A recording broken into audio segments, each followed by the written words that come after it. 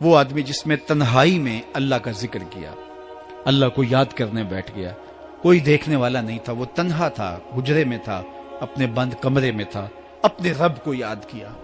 اللہ کی یاد کرتے کرتے اس کی آنکھوں سے آنسو ٹپکنے لگے، اس کی آنکھیں آنسوؤں کا خراج دینے لگی۔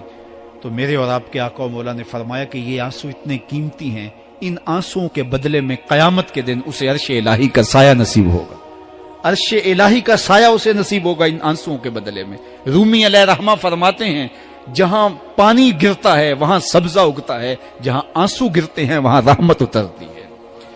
تو اس لیے جو اللہ کی یاد میں رونے کا لطف ہے اور اللہ کی یاد میں آنسو بہانے کا اجر اور صلہ رکھا گیا ہے، یہ گناہوں کو دھو ڈالتا ہے، یہ اندر کی صفائی اور ستھرائی کا سبب اور ذریعہ ہے۔ میرے اور آپ کے آقا و مولا نے فرمایا راتوں کی تنہائیوں میں اٹھ کے قرآن پڑھا کرو اور قرآن پڑھتے ہوئے رویا کرو۔ پھر فرمایا فَإِلَّمْ تَبْكُوا فَتَبَاكُوا، اگر رونا نہ آئے تو رونے کی کوشش کیا کرو۔ حضرت داتا گنج بخش علی حجویری سے ایک مرید نے کہا حضرت اگر رونے کی کوشش کریں پھر بھی رونا نہ آئے، فرمایا پھر اپنے مقدر پہ رویا کرو۔ تم اتنے سنگ دل ہو گئے ہو کہ تمہاری آنکھیں آنسوں کا خراج نہیں دیتی۔ جو رونا نہیں جانتا وہ اللہ کی رحمتوں کو اور اللہ کی کرم نوازیوں کو کیسے سمیٹ پائے گا؟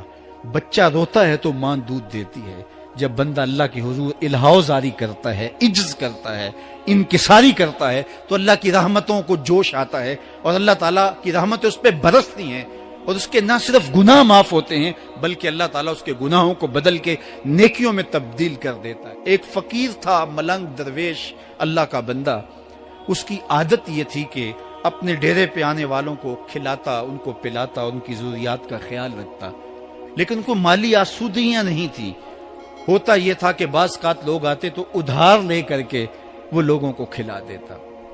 خیر چونکہ فقیر کا مزاج یہ ہوتا ہے کہ لوگ آئیں اس کے ڈیرے سے کھائیں، بابا بلے شاہ نے بھی کہا تھا نا اٹ کھڑک کے دکڑ بجے تتا ہووے چلا، آن فقیر کھا کھا جاون راضی ہووے بلا۔ یہ فقیروں کا مزاج ہے، تو جو بھی آتا اس کے ڈیرے سے کھاتا اور وہ ادھار اٹھا اٹھا کے لوگوں کی ضروریات کو پورا کرتے رہتے۔ وقت آخر آ گیا، جن لوگوں نے ادھار دیا تھا وہ سارے تقاضا کرنے آ گئے۔ اب بابا جی کو کیا فکر لاحق ہے کہ یہ میرے مہمان اور میں ان کو کچھ پیش کرنے کی صلاحیت نہیں رکھتا۔ ایک بچہ تھا، وہ کچھ سامان بیچ رہا تھا، پتیسا بیچ رہا تھا یا کوئی اور چیز بیچ رہا تھا۔ اس نے گلی سے گزرتے ہوئے آواز لگائی، خادم کو کہے سے بلا کے لاؤ، کہا تم بیچ رہے ہو تو میرے مہمانوں کو کھلا دو۔ بچہ بڑا خوش ہوا کہ میں سارا دن گلیوں میں گھوم کے یہ پتیسا بیچنا تھا، اب یہ ایک جگہ ہی سارا فروخت ہو گیا تو یہ تو موج لگ گئی، میں جلدی گھر چلا جاؤں گا، میری ماں خوش ہوگی۔ تو سارا ان مہمانوں کو کھلا دیا گیا اور اس کے بعد کہا بابا جی پیسے؟ کہا تم بیٹھ جاؤ، جب ان کو ملیں گے تو تجھے بھی مل جائیں گے۔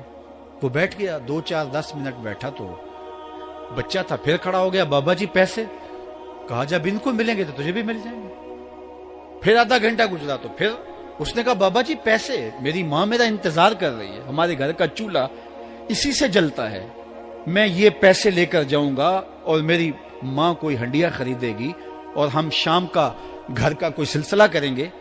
کہا بیٹا جب ان کو ملے گا تو تجھے بھی مل جائے گا۔ بچے نے رونا شروع کر دیا، یتیم بچہ تھا، اس کا سارا آسرا یہی تھا، اس نے رونا شروع کر دیا۔ جب بچہ رویا اللہ کی رحمت کو جوش آیا۔ کوئی مرید نذرانہ لے کے ان بزرگوں کے پاس آ گیا اور اشرفیوں کی بھری ہوئی تھیلی پیش کی۔ وہ اتنے پیسے تھے کہ اس بچے کو بھی دیے، جتنے لوگ آئے تھے سب کا قرض چکایا، کہا جاؤ گھروں کو۔ تو سب نے کہا بابا جی ہم صبح سے بیٹھے ہوئے تھے تو یہ نذرانہ دینے والا صبح سے نہیں آیا تو اب کیسے آ گیا؟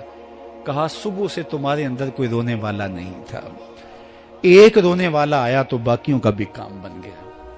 بعض اوقات کسی ایک شخص کی وجہ سے باقیوں کی خطائیں بھی معاف ہوتی ہیں۔ آج ہم اجتماعی طور پہ تا حد نظر اندر باہر اوپر نیچے اتنے لوگوں کے ہجوم میں اللہ کی بارگاہ سے یہ توقع رکھتے ہیں کہ مالک کتنے ہجوم میں کوئی ایک تو ہوگا جو تیرا لاڈلا ہوگا، کوئی ایک تو ہوگا جو تیرا بہت قریبی ہوگا، کوئی ایک تو ہوگا جس پہ تیری رحمتیں برسیں گی۔ تو مالک اس کے صدقے سے ہماری خطائیں بھی معاف کر دے، ہمارے گناہ بھی معاف کر دے۔ کوئی ایک رونے والی آنکھ مل گئی تو باقیوں کا بھی کام بن جائے گا۔ اٹھ فریدا ستیا تے میلا ویکھن جا، وت کوئی بخشیا مل جاوے تے تو ہی بخشیا جا۔ میرے مالک ہم سب کی خطائیں معاف کر دے، ہم سب سے درگزر فرما، اور ہم سب کے باطن کو ستھرائیاں دے دے، ہمارے اندر کو پاکیزگیاں دے دے۔ بہت وقت میں نے اور آپ نے صاحب گزار لیا، تیزی کے ساتھ زندگی بیت رہی ہے۔ میں اگر اپنے آپ کو دیکھوں تو میری زندگی کتنی بہاریں کاٹ چکی ہے۔ اگر آپ اپنے آپ کو دیکھیں، کوئی 60 سال، کوئی 20 سال، کوئی 25 سال، زندگی تیزی کے ساتھ گزر رہی ہے۔ بندہ جب سوچتا ہے کہ میں 40 سال کا ہو گیا ہوں تو آگے میری زندگی کے اگر 30 سال بھی ہیں تو 30 سال تو کافی ہیں، لیکن وہ پیچھے اگر پلٹ کے دیکھے تو 40 سال یوں گزر گئے جس طرح چٹکی بجائی جاتی ہے۔ جب چٹکی بجانے کے وقت میں 40 سال گزر گئے محسوس ہوتے ہیں، تو جو باقی 30 سال اگر ہوئے بھی، وہ تو گمان ہے میرا، وہ تو گمان ہے آپ کا، ہمیں تو ایک سانس کا بھی نہیں پتا۔ پوچھا گیا زندگی اور موت کے بارے میں کیا خیال ہے؟ کہا فجر پڑی ہے، پتہ نہیں ظہر پڑھ سکیں گے یا کہ نہیں۔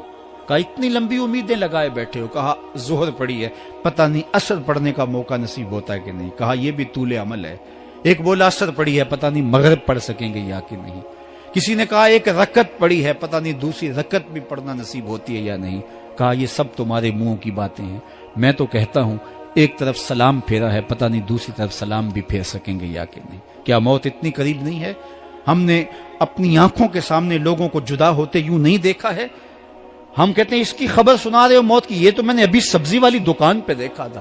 لیکن جب موت آتی ہے تو ایک لمحے کا تقدم اور تاخر نہیں ہوتا۔ تو صاحب آئیے اپنی زندگی کو اللہ اور اس کے رسول کی راہوں پہ ڈالیں۔ آج وقت ہے، آج موقع ہے، آج توبہ کا دروازہ کھلا ہے، کل سب کچھ نہیں ہوگا۔ آج اس کی رحمتیں آواز دے رہی ہیں، آج وقت ہے، وقت پر کافی ہے ایک قطرہ بھی آب خوش ہنگام کا، جل گیا جب کھیت برسا می تو پھر کس کام کا۔ اب آئیے سنیے، اس کائنات کے اندر ہمیں وہ خواتین ملیں گی جو پردے کے پیچھے تھی، لیکن پردے کے سامنے ماں نہیں آئی، عبد القادر جیلانی آئے۔ ماں پردے کے پیچھے تھی، پردے کے سامنے فرید الدین گنج شکر آئے۔ ماں پردے کے پیچھے تھی، مہر و ماں نے بھی آنچل نہیں دیکھا، لیکن پردے کے سامنے کربلا میں حسین ابن علی آئے۔ تو یہ پردے کے سامنے آئے، وہ پردے کے پیچھے تھی۔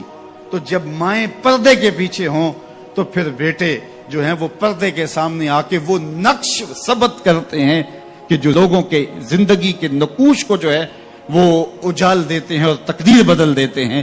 تو اس لیے ماؤں کی ذمہ داریاں گھر سنبھالنا ہے،